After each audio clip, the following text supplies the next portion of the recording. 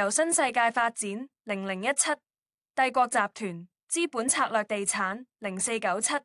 麗新發展0488、港鐵0066合作發展的黃竹坑港島南岸第5A 期鰲臣，將於今日14日首輪價單發售138伙單位，項目截收逾4500票，以首輪價單賣138伙計，超額認購近32倍。據市場消息指出，已有約70伙獲認購。鰲臣今日暫估30伙。中原地產亞太區副主席兼住宅部總裁陳永傑表示，鰲臣 S 組大手客時段，中原錄得2組大手成交，以即公價計，最大手客斥資約7900萬元購入8伙兩房戶，另一組則斥資約5500萬元購入5伙兩房戶。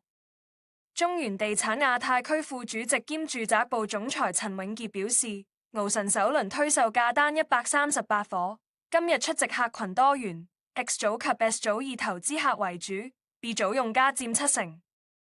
項目擁鐵路優勢，對上車客及投資者具吸引力。預料落成後尺租約70元起，租金回報達4厘。料今日可一撬清台。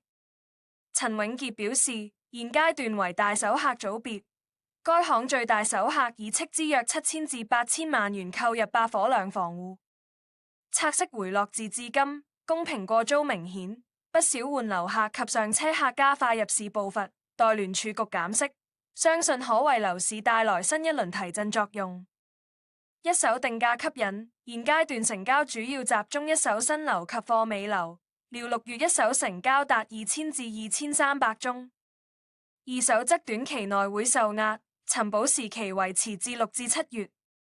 首輪價單發售138伙單位，戶型涵蓋2房至4房。實用面積455至1261平方尺，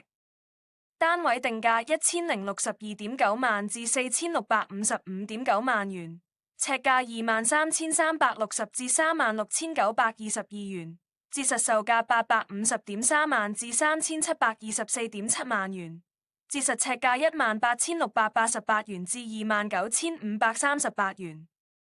另外，項目亦將於同日推出19伙單位進行招標，當中9伙為2房平台特色戶，2伙為3房戶型，8伙為4房。